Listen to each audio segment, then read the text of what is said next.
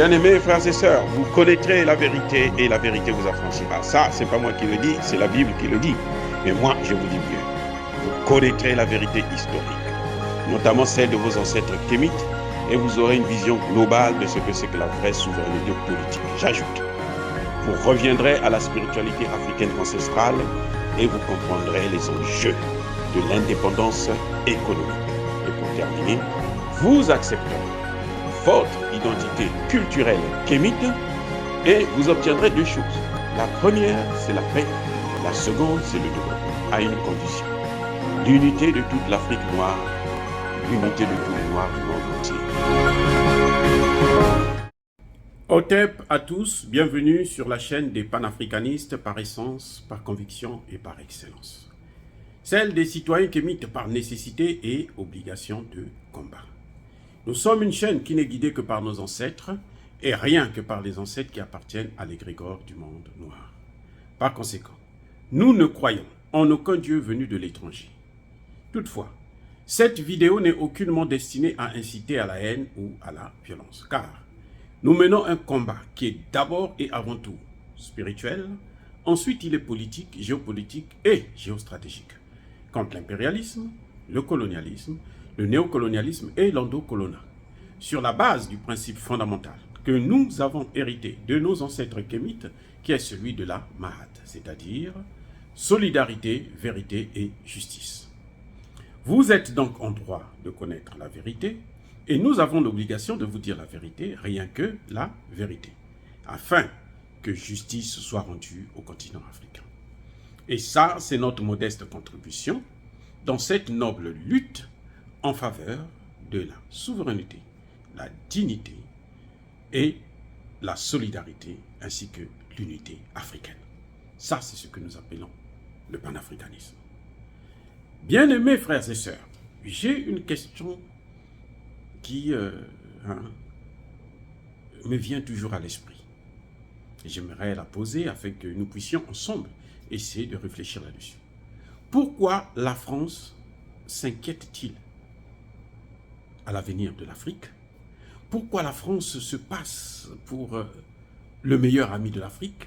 Pourquoi la France veut être plus africain que nous-mêmes les Africains? Alors qu'il y a l'Ukraine qui est là, qui ne demande que l'aide de la France. Vous vous rendez compte, la France compte plus de 10 000. Avec Barkhane, c'est plus de 15 000 soldats sur le sol français. Vous vous rendez compte? Donc, plutôt sur le sol africain. Elle a cette armée-là sur le sol africain. Elle a une base au Cameroun, plutôt au Gabon, au Sénégal, en Côte d'Ivoire, maintenant au Niger, au Burkina Faso, à Djibouti. Elle veut maintenant s'installer au Bénin, au Togo, ainsi de suite. Ok, très bien. Mais pourquoi elle s'intéresse tant à l'Afrique? C'est elle qui se plaint que la guerre est venue aux portes de l'Europe, en Ukraine. Mais il n'a qu'à aller se battre en Ukraine. Oui, l'Ukraine serait très content d'avoir l'armée française venir les aider. Ils ont comment on appelle ce matériel-là? Le César. Ils appellent ça César. La pacotille devant celle des Russes, bien entendu. Mais bon, les pauvres, c'est tout ce qu'ils ont. Ça, c'est pour venir, c'est une armée expéditionnaire en Afrique. Les experts français eux-mêmes le disent, que l'armée française ne peut pas tenir une guerre de haute intensité. La guerre comme en Ukraine, l'armée française là va tomber tout de suite. Surtout si les Américains ne viennent pas. Donc, Emmanuel Macron devait se soucier de ça. Emmanuel Macron devait penser à l'Europe, pas à l'Afrique. Nous sommes grands. Nous voulons maintenant notre souveraineté, notre autonomie. Nous voulons signer le partenariat avec des partenaires de notre choix. Ceux que nous estimons être plus crédibles et plus sérieux. Parce que la France a montré pendant 62 ans des indépendances son incompétence son caractère de déstabilisateur, de destruction à la fois des démocraties et de tout le système de gouvernance africaine. Son ingérence, son esprit paternaliste et condescendant. La France l'a prouvé. Il n'y a plus rien à faire. Le dernier cas le plus horrible, c'est au Mali. C'est pour ça d'ailleurs que le Mali l'a chassé, à cause de cette incompétence-là. Et elle ne cesse d'aller partout. Et dans sa bouche, la bouche du président français, il n'y a que le Mali. Partout là où le président français passe actuellement, il ne parle que du Mali. Au lieu de parler de l'Ukraine, du Mali. Il parle du Mali, il parle de la Russie. Condamnez la Russie avec nous. Venez avec nous pour qu'on puisse combattre là. Non, nous, on n'a pas besoin de ça. Vous avez une armée. Vous êtes soi-disant une puissance. Vous êtes membre du Conseil de sécurité, membre permanent du Conseil de sécurité. Faites face à la Russie vous-même. Pourquoi vous voulez nous mêler dans ça? Nous n'avons rien à voir dans cette guerre en Ukraine. Il dit que Emmanuel Macron ne se gêne pas de faire croire, dernier en Algérie, là, il vient de le dire encore il y a quelques heures, quelques jours, que la Russie a créé la famine en Afrique. Écoutez, qui lui a dit qu'en Afrique nous avons faim? En Afrique, nous souffrons là. Nous avons toujours faim là, à cause de cette France-là. Elle est venue détruire même notre agriculture. Elle va au Cameroun, elle va investir dans l'agriculture. Mais le Cameroun n'a aucune leçon à recevoir de la France dans le domaine agricole. Non, la France ne peut rien apprendre aux Camerounais dans le domaine de l'agriculture. Elle va à Alger, elle va sortir, elle promet de sortir, parce qu'elle n'a rien sorti. Elle promet de sortir 100 millions d'euros. Est-ce que c'est le prix de combien d'avions? Même pas un avion militaire algérien. Les derniers cris que l'Algérie a reçus, c'est plus de 100 millions. Qu'est-ce qu'elle veut nous apprendre? On veut plus d'elle, elle n'a qu'à partir. Pourquoi elle se préoccupe des problèmes africains alors que les Africains, le Centrafrique a demandé à ce qu'on puisse enlever le penholder en ce qui concerne les questions africaines à la France. Qu'on lui enlève ce penholder-là, puisque c'est elle qui rédige toutes les résolutions qui concernent l'Afrique, alors qu'elle n'est pas africaine. Elle ne fait pas partie de l'Union africaine. La France n'est pas sur le territoire africain. C'est toujours l'esprit paternaliste. Et c'est condescendant. C'est hypocrite. C'est méchant et c'est criminel. C'est criminel. C'est un État voyou, la France.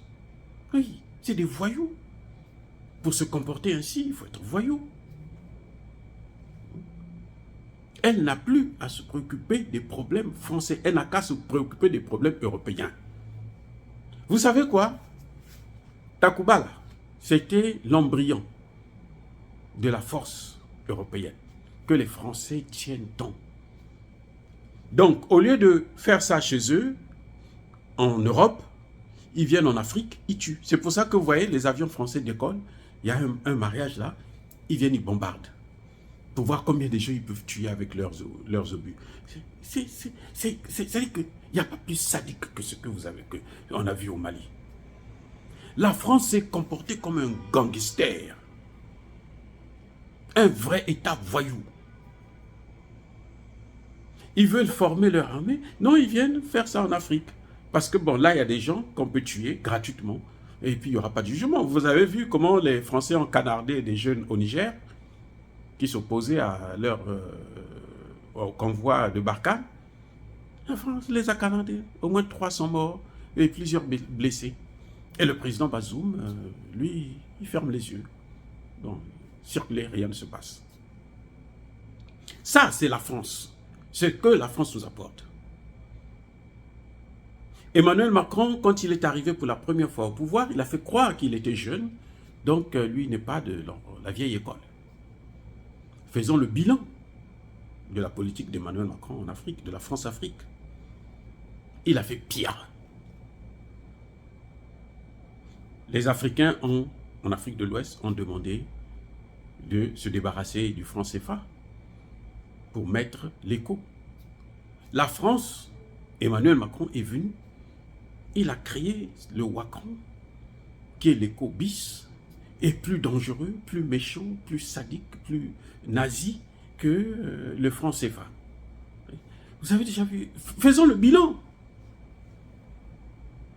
Le bilan de 5 ans de Emmanuel Macron en ce qui concerne la France-Afrique. C'est catastrophique. C'est-à-dire que quand vous voyez ça, vous n'allez même pas manger. Quand on vous détaille, Emmanuel Macron n'a rien fait pour changer le comportement de la France vis-à-vis de l'Afrique. Au contraire, il essaie de vouloir aggraver la situation. Au point où on était obligé, il fallait le chasser au Mali. On l'a chassé, on l'a sorti par la porte, la grande porte. Et il veut maintenant rentrer par la fenêtre. Il va en Algérie, il va dire que non, voilà, nous nous préoccupons avec le président algérien de la paix au Mali, des accords d'Alger, il faut les respecter. On s'en fout des accords d'Alger, c'est déjà caduc puisque la France qui a parrainé ces accords a été chassée. Parce que c'est elle-même qui a apporté les terroristes au Mali. D'ailleurs, la plainte est au Conseil de sécurité. Pourquoi elle essaie d'évoquer tout, de passer par tous les voies et moyens pour annuler ça? Et je suis sûr qu'à Alger, la France est allée négocier pour que Alger puisse intervenir afin que le Mali puisse retirer sa plainte. C'est humiliant. Même si ça ne va pas aboutir, le Mali a déjà gagné et c'est humiliant pour la France.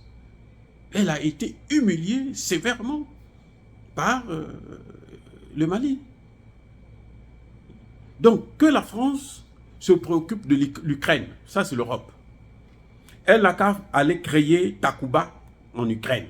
Takuba, ça veut dire machette. Elle n'a qu'à aller créer ça en Ukraine. C'est là-bas où ça peut, on va voir, quand ils sortent là, ils vont dire qu'ils ont une armée solide en Europe.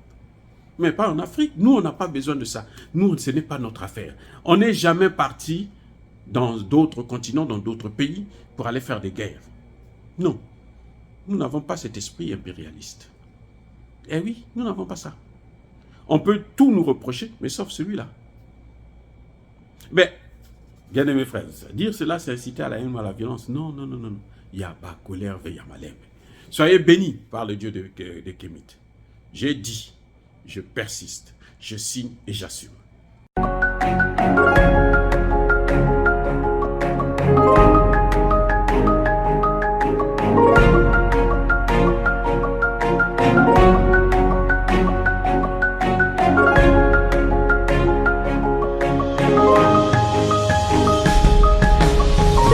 Eux, ils marchent par la foi et non par la vue. Mais moi, je vous conseille vivement de marcher par la connaissance scientifique et historique, notamment celle de nos ancêtres kémites, par les 5 sens et par l'intelligence. À vous, à Pierre.